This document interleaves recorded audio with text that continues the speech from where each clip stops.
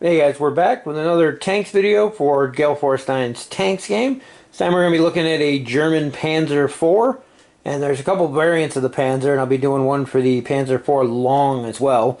But we'll get right in and take a look at this one. And there's a look at our Panzer IV. It's weird, some of these have like cartoony drawings like this one, and other ones have actual pictures of the model on them, so seems to be no rhyme or reason between which is which. Back here it looks pretty standard build. As always, they don't show you too many of the options, but the hull is very short and squat, so the way it sets up is pretty easy to put on. Got the cool side armor on the turret there, and as well as over the tracks.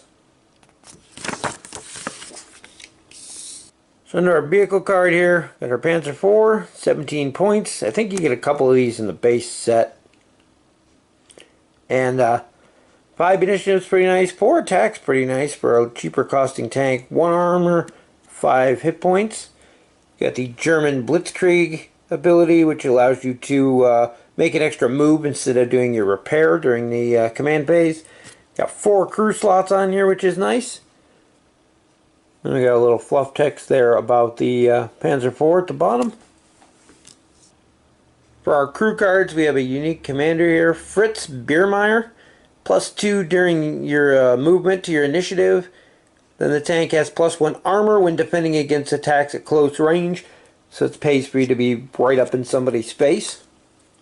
And then oddly enough, all of the rest of our upgrades and crew in here are universal. So first we have a bloodthirsty gunner here. It's +1 to your damage if the target's at short range. Again, plays with our commander being up close and personal. Next we have a cunning driver. It's +1 initiative in your movement phase. Again, helps you to get in close to pull off that combo. Onto our upgrades, we have extra ammunition. Discard to reroll all of your attack dice. If this tank takes an uncancelled hit, the shooting player may upgrade their first uncancelled hit into a critical. And it says it's risky packing ammo in like this, but it's worth it. Kind of a nice one if you use it quick. If you take a hit while you have it, it could be bad for you. And finally we have Supercharger. Discard to gain fast for this movement phase. Fast tanks can move up to 3 moves. Pushing the engine for more power is great, but do it too often and something breaks. Just love the fluff text on those. But again, it helps you move in close so we can make use of our gunner and our commander's abilities there for being right up in their face. Onto our spruces here. We have the turret top and bottom there. I think that's front or rear hull. The side armor for the turret. I love the way that the hull is mostly pre-assembled on this one. You just got to slap the top piece on.